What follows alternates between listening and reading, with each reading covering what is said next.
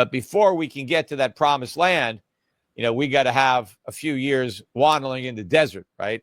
And here's what we're going to do, right? We got to cut Social Security, we're going to cut Medicare, we're going to cut, we're going to cut government's pensions. A lot of people are not going to get any Social Security at all. I'm sorry about that.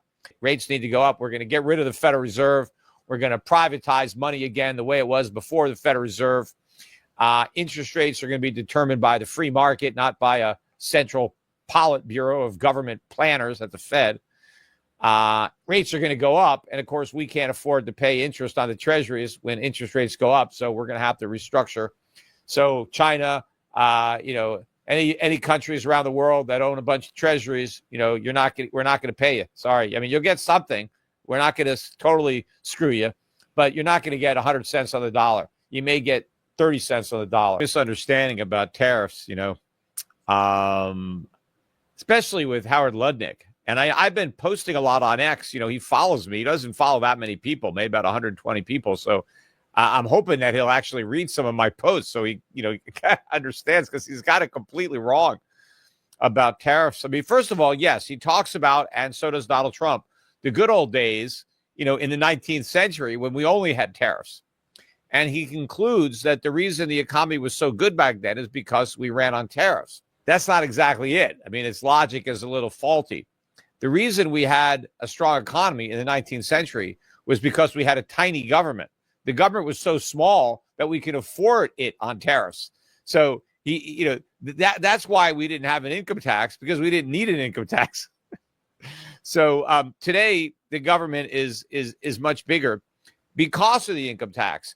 And what Howard Lutnick also doesn't understand is the reason we have an income tax, the agitation to get it. It was part of the populist movement to shift the burden of taxation from the working class to the rich. And everybody knew back then, when the country ran on tariffs, who paid them. It was the middle class and the poor who bought the products that were tariffed. And so we sold, or the government sold, the country on the income tax as a trade-off for the tariffs. They said, hey, we can get rid of these tariffs that you have to pay, and we'll have income taxes that the rich are going to pay. And that was an impetus for it. Of course, now the middle class are taxed at rates far higher than anything envisioned for Rockefeller or Vanderbilt or Carnegie or those guys. But at least people understood tariffs. Lutnick has no clue, right? He keeps talking about the External Revenue Department as if these tariffs are going to be paid by Canada and Mexico or China. They're not. We can't tax those countries. All of the money that comes in from tariffs, every penny of it, whatever the government collects, comes out of the pocket of American consumers. That's it. It's like a sales tax, right? When you go and you buy something and there's a sales tax, the store doesn't pay the sales tax. You pay it. It's added to prices. Same thing with tariffs. The tariffs are paid by the importer, not the exporter. Whatever company imports the product pays the tax. And then that tax gets passed on to the consumer in the price. That's it. Very simple economics. Now, we need higher taxes because we're running huge deficits. So, in that respect, the tariffs will help shrink the deficits. But they are a tax hike, and people are going to be impacted. It's going to increase the pressure on American families who are struggling right now. They're going to struggle more as a result of these tariffs. It's not going to bring manufacturing home. I mean, not anytime soon. And even if we brought manufacturing home, how are we going to finance that? I mean, you can't manufacture without factories. So you got to build the factories before you can make anything. But also the factories need supply chains. We don't have those. We've got to reestablish those. So to recreate the industrial base that we no longer have is going to take many, many years, maybe a decade, and require a huge sacrifice. We have to finance the build out.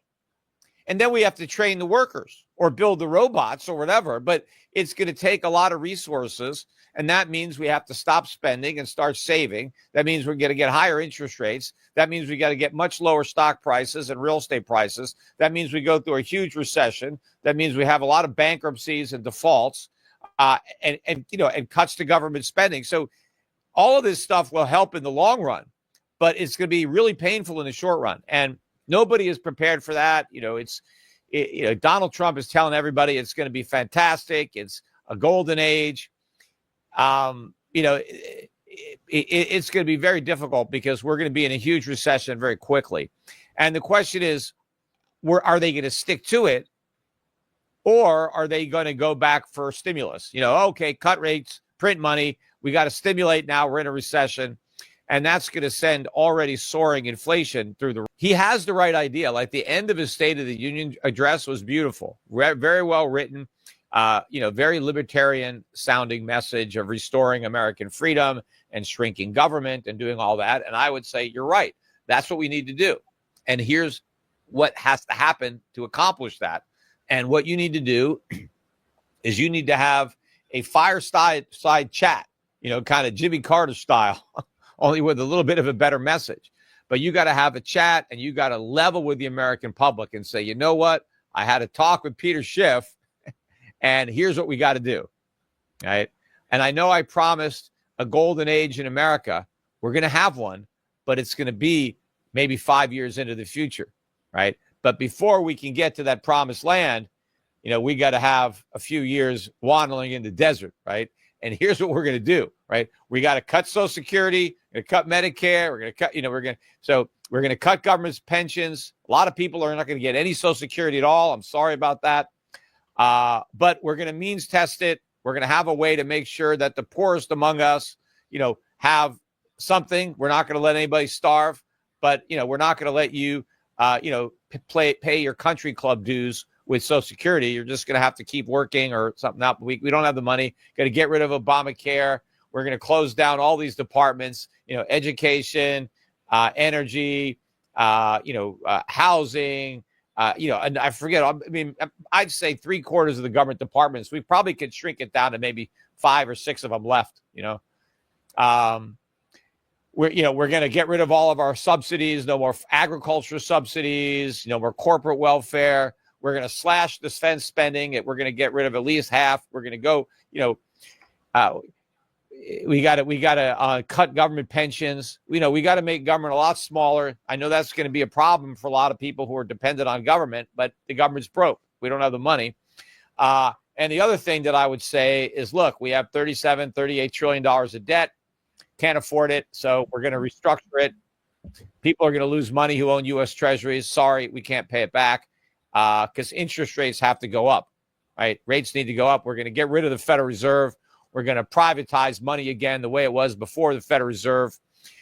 Interest rates are going to be determined by the free market, not by a central Politburo of government planners at the Fed. Rates are going to go up. And, of course, we can't afford to pay interest on the treasuries when interest rates go up. So we're going to have to restructure. So China, any countries around the world that own a bunch of treasuries, we're not going to pay you. Sorry. You'll get something. We're not going to totally screw you, but you're not going to get 100 cents on the dollar. You may get 30 cents on the dollar. We got to figure out how to restructure these bonds. But we just got to dismantle. And of course, by the way, the saving grace is we're going to get rid of the income tax. We're going to get rid of the Social Security tax. We're going to get rid of the corporate income tax, the personal income tax. We're going to get rid of the estate tax. We're going to get rid of the gift tax. We're going to go back to the good old tax system that we had in the 19th century. We're just going to have sales taxes and tariffs and stuff like that, indirect taxes. So no more lawyers, no more accountants, right? Nobody has to worry about a tax day. No one has to keep any books and records anymore. If you work, you keep 100% of what you earn. The only time you pay a tax is when you spend money. Nobody's going to get taxed when they earn money. So, we could do all this, but, we got to go through, people are going to have to stop spending. I know, you can't just keep buying stuff on your credit card anymore. You got to save your money. And when you have enough savings, then you can buy stuff. You don't buy stuff and pay for it on a credit card because that credit ain't going to be there anymore without the Fed. Oh, and by the way, the government's not going to guarantee banks anymore. No more FDIC. So, better make sure that when you put your money in a bank that they're not doing stupid things with it. And if a bank fails, that's it.